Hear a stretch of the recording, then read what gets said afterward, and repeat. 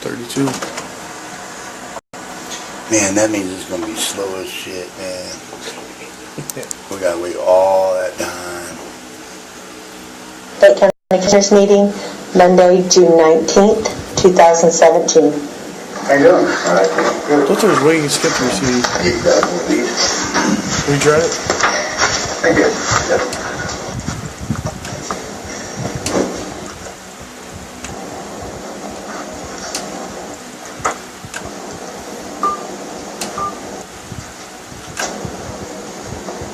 Let's do it.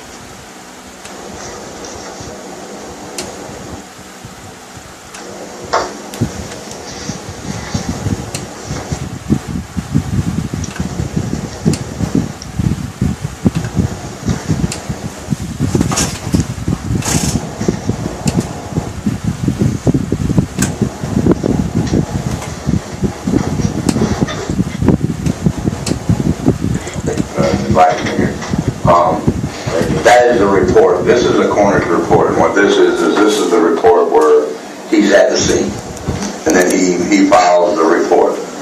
This is the report that came up missing. This is the report that didn't get filed. And when Dr. Mesker went to Dr. Day's White House about this report, she couldn't find it. And this is so my question is, why would they hide, this is, I've talked to Brian McFarland with the fire department. I've already talked to Dr. Mesker. I've already talked to Brian with the fire marshal, Ron Steeman, and every one of them wants this report. And I told them they're more welcome to it. First of all, it should have never been missing. Second of all, they should have already had this.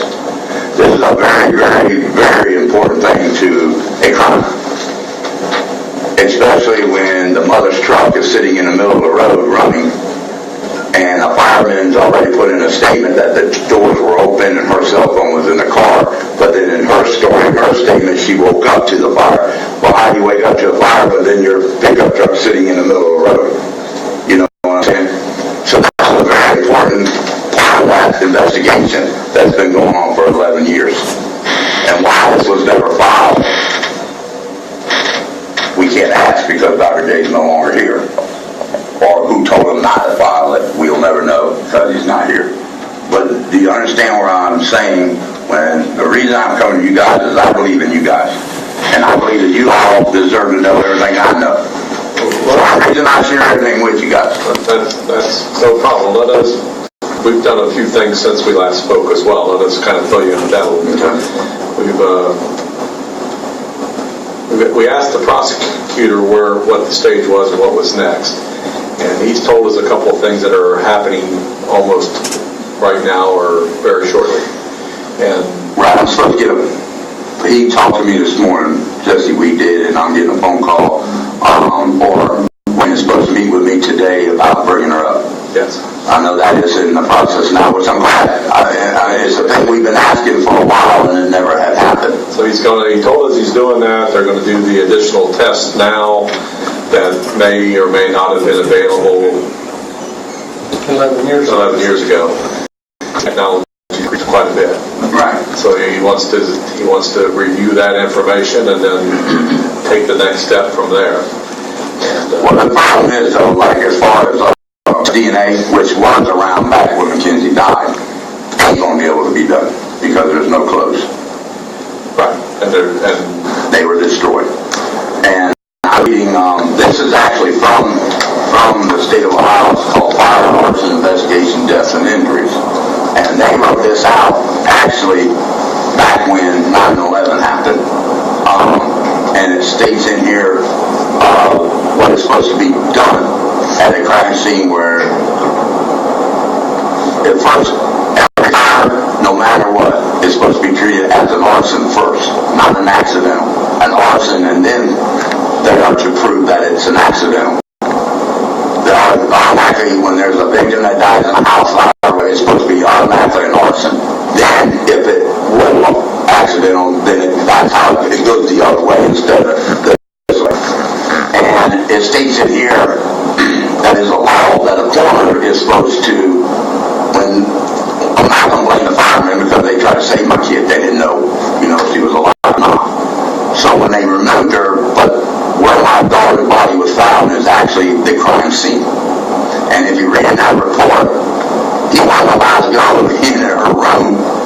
because they thought he was too fragile. I don't know. I never saw Dr. Day. I don't know what he looked like. I don't even know how old he was at the time of my daughter's death.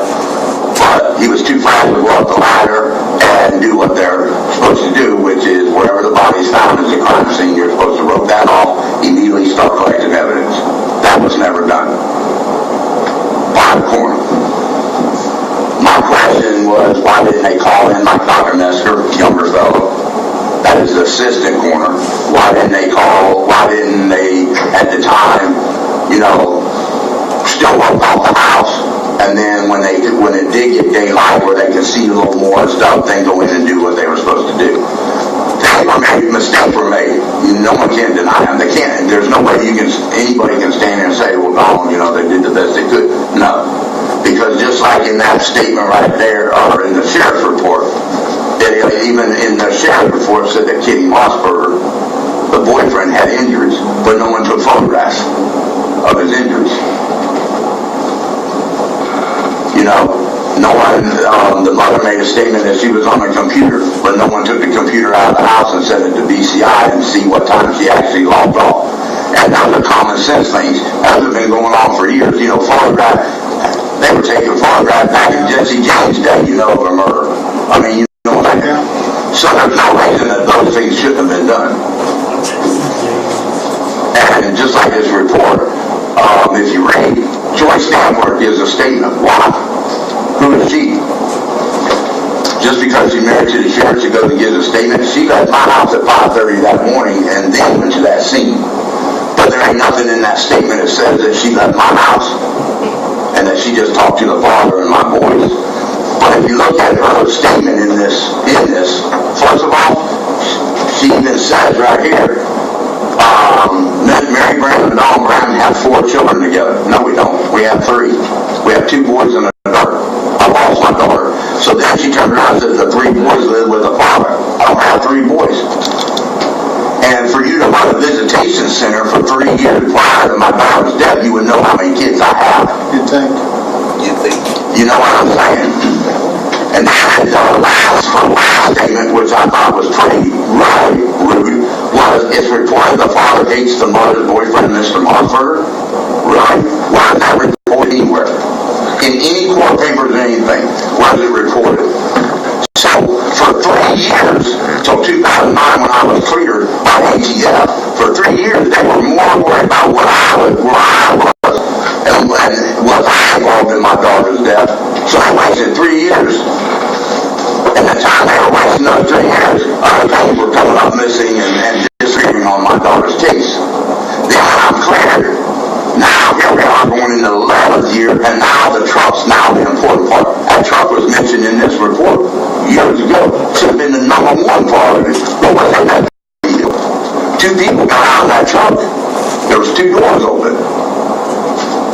But you take a sheriff's wife's statement that don't even know how many kids I've had that ran a visitation center that my kids went through for 3 years, went through her visitation center, and you're going to take her statement at a crime scene?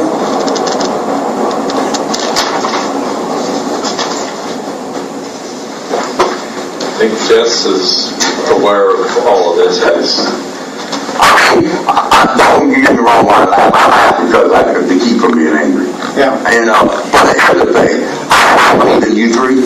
I know you're all family men. I know you are. I know you got kids of your own. And I know you got kids and everything else. You would be just as angry as I am if you saw stuff like this. And then when I talked to Ryan and Farland on the phone Friday, now they don't even have the ladder that Kenny used supposedly to save my daughter that he didn't use, but now that evidence is gone. Where did that 8-foot ladder go? How a ladder just up and walk away? So everything with this case that is important in this case is gone. Her clothes, a ladder now, that a person made a statement that he used and then found out that he didn't use it, but you still hold on to it because he said he used it. And eventually a defense attorney is going to ask for that ladder. Defense attorney is going to ask for those clothes. A defense attorney is going to ask for this report. Why are this stuff missing? Why is this stuff not where it's supposed to be? So where did you end up getting this? the lady that actually typed this up the night of the fire is the one that still had it in the computer. And she came to my protest and told me, I'll get you the report. I have it. It's in the computer, but the computer is broke. So her husband went and had it fixed, and they got it out of there. And Who did she work for? Dr. J, she was the, whatever you call it, she does the, this stuff. Okay. And she's the one that brought it. And then Ryan asked me, can I give him her name so they can go get the computer and send it to BCI to make sure this is a true, which that's fine. You can, and she even agreed to it. That's fine if they wanted to, that's fine. But you can tell this is not a make-up report. No. No. But the thing of it is, I'm not mad at the lady, because you know what? This needed to be known. Sure. This needed to be known. Yeah. I'm just. And for some, where the person went, did one of the officers have it in the case? Never was filed. This was never ever filed. So Dr. Gay never signed it and sent it in? Never filed it. So this is just okay. Yeah. And it should have been. This should have been filed. Even Dr. Mesker said this is what he was looking for before I even met Dr. Mesker. And this is what they call handwritten notes. That's where you're at the crime scene, you're writing, you're interviewing people, what a coroner is supposed to do at a crime scene. But also, it says here too, that remaining victims that are alive are supposed to be brought in immediately and interviewed. They let Marianne and Kenny drive right off the road with the red pickup truck. Yeah. Drive away. Then 2 days later, bringing them in and interview them. 2 days later? I mean, the laws changed, but they mostly changed for better. Mm-hmm. So we still have, when you go to a crime scene, all crime scenes are pretty much treated the same way. Everybody I've notified, everybody, including internal affairs, everybody I've talked to, all said, that this never should have happened. The clothes being destroyed should have never happened. When other agencies are saying this should have never happened, it shouldn't have happened. And a lot of people are getting upset with, and I'll be honest with you, the fire marshal is one of them. They're getting tired of Vernon Stanford saying, well, I can't, this person's dead. We can't ask them why. The dead parts of, we know they're dead. It still doesn't matter. You're the sheriff. You're in charge of this case. You are. You're the sheriff. That's your case happening in your county. So you ought to know what your people are doing, right or wrong. You should know. I would think. Then help me remember. The sheriff looked at it for what, a couple days? Or was it immediately given to the state fire marshal? The fire marshal is handling the arson part, the fire part, and then the sheriff's office is handling the DA part, the other part of the crime. The murder part. Right, the murder part. So there's two actually, you know what I'm saying? But even Ron Stevens said he never even got notified. Their department never even got notified about the clothes being destroyed. Never was called. No one was. BCI wasn't. No one was notified. And the state fire marshal he came and looked at it and said it was an arson? Yes. Actually, they've actually had seven actual agencies that came in and looked at the fire and determined it was an arson. In other words, you ain't going to change the arson. It's going to be an arson. Right. And if you look in their report, at first, and this is what I'm saying, at first he even said that it could be an accidental fire. But that's at the time of, you know what I'm saying, the time of the thing. But here's the thing, when he went back to the scene, I know that Mackenzie went from our hospital to Montgomery County. Then Montgomery County released her back to Morrow's Funeral Home. On her way back to Fayette County, they got a phone call to bring her back. She was taken back at 9:45 a.m. and then that's when it started as a crime, no longer a accidental fire.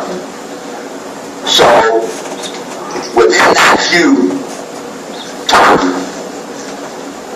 it was already known that it was an arson. You know what I'm saying? It's not like a week went by and then they determined it was an arson. They knew right then. Well, they knew as soon as the fireman suspicious it was a suspicious fire. And but like the clothes being destroyed, that was in August. I was actually told a week and 2 days after we buried Mackenzie that it was an arson homicide. And even on her certificate, which I have, it's voting homicide. The cause, house at a blaze. So it already was determined of what it was. Seemed like I heard Vernon say that it was the state fire marshal's investigation. That's not the way it is? The cause of the fire would be? The fire would be the ruling of arson. The fire, what they found is, but the actual, there's more to this crime than just the fire. You know what I'm saying? But they had BCI doing an investigation as well. And here's BCI's thing. Eva Hall was the one that had it. And I got the messages from Eva Hall. I had to download them. And even she said when I contacted Vernon, every time I'd ask him for, hey, I've got A and B and E and F, but I don't have C and D, where are they? His excuse was, Detective Brown was working the case, he's dead, I don't know where he put him. Even out of BCI's own mouth, that was brought to her attention.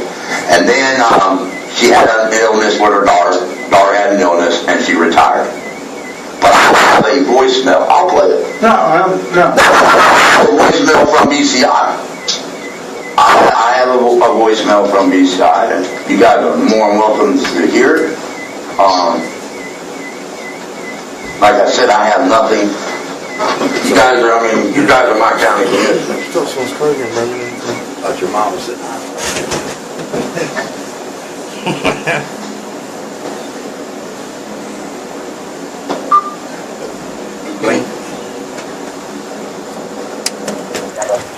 The case is still ongoing. It's not closed or anything. Obviously, any leads to come in are followed through, and we still have things in the lab.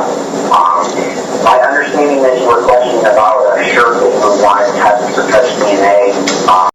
My sense was, and I'll confirm this with the Montgomery County Coroner's Office, but the Montgomery County Coroner, I believe, authorized all that clothing to be destroyed 11 years ago. Now, this wasn't my case, and I wasn't even... Just stop it. Turn it over there. Look at the camera. Alright. So I'm back. That's me with the commissioners again. I was playing a tape from Dr. Mesker explaining about the clothes being destroyed and stuff. They got to listen to one of the tapes and stuff. It's getting late tonight. I appreciate everybody that logged in to watch everything. What I'm going to do is I'll go through the cassette tapes for tomorrow. I'll go live again tomorrow at 7 o'clock, and we'll play the cassette tapes, and everybody can hear the cassette tapes of Jesse Weed and Ryan McFarland. Like I said, there's a lot here. I wanted everybody to hear it, wanted everybody to see what I've been doing, how much I've been fighting for this, for my daughter. And if you always notice, everything I've done, every meeting with the commissioners, every meeting with the sheriff's office, every meeting with ATF, the fire marshal, BCI, FBI in Cincinnati, Ohio, every meeting has been me. It's been me by myself and no mother. And that should explain a lot to everybody, because like I said, if you're innocent of this murder, you would be there just in behalf of yourself to find out who tried to kill you. So tomorrow, I promise I'll go live again. I'll play the other tapes, cassettes and stuff. It'll be about 7 o'clock again tomorrow evening, so everybody can hear those tapes. I'm not going to fighting. You notice Jamie Potter was on tonight. He made some comments and stuff. He's more than welcome to come and talk to me. If he wants to come and talk to me, he's more than welcome to go up there. to the sheriff's office with me, and let's fight for justice for Mackenzie. If you're innocent, you did nothing wrong, you're willing to take a lie detector test, you're willing to fight for justice for Mackenzie, then you should not have any problems with me. You should be able to go to the sheriff's office with me, and we should demand justice for Mackenzie. I don't care if it's your brother, sister, mother, uncle, aunt, grandfather, grandmother. If you killed a child, you should be held accountable for that death. You should get charged. You should be in prison or the death penalty. It doesn't matter. Like I said, this is about Mackenzie. I think I'm doing a great job. I love my daughter. I'm going to keep fighting for my daughter. I had some ups and downs and roller coasters, but I battled a lot of battles, and I fought a lot of fights, and I'm still going to keep fighting. I don't think I'm doing anything wrong by getting justice for my daughter.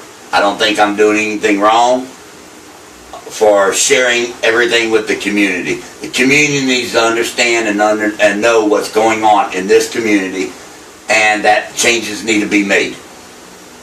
The only way we can make those changes is to fight for justice for Mackenzie, write letters.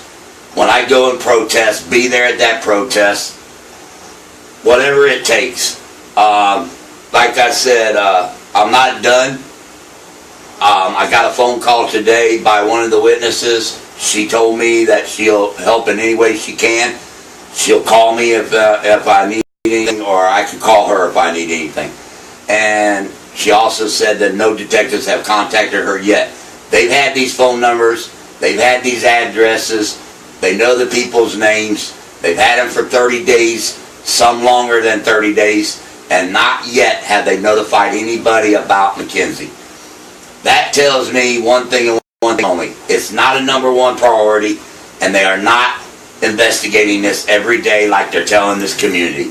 And for the law enforcement to disrespect Mackenzie and lie to this community and not investigate this, they ought to be ashamed of themselves. I don't even know how they can go home to their wives and their children and look at them in the face knowing that they are covering up a death of a small child. So I'm going to end it here. I love everybody. Thank you for watching. Thank you for listening. Thank you for letting me do the stuff to prove. Like I said, there's enough here. There's enough pages. There's enough photographs. We got pictures of the grass. We got pictures of everything. We've got pictures of my daughter and everything of what happened to my child. So, like I said, Mackenzie's Army is strong. A lot of you guys made a lot of good comments tonight. A lot of you guys made a lot of questions that I can look into, and that's what I want. If you guys feel that there's something out there that you think that I should look into or check into, let me know. I'm one person. My mind's going a million ways on top of trying to take care with my wife and my kids and have a life with them too. At the same token, trying to fight and put away Mackenzie and at this Marianne and Kenny and them for the murder of Mackenzie, and at the same time going after the people that failed Mackenzie and didn't do their job and who are covering this up. Like I said, that's my baby girl. I love her with all my heart. This is what the monsters did to her. This is my baby, what she looked before. I wish I could remember her this way, but I have to remember her this way. And I don't care if this was somebody else's child, I would be doing the same thing today. I would help that family. I would do everything I can. I would come forward if I knew something. This is about her. This is about that baby girl. All I got to say, and I've said this before, Kenny, Marianne, and William, I'm coming after you. I'm coming strong. Mackenzie's Army's behind me. Jesus is my guide. God is my guide. And we're coming. We're coming after you. We're going to make this happen. You're going to jail for what you did. Thank you, you guys. I love you all. Good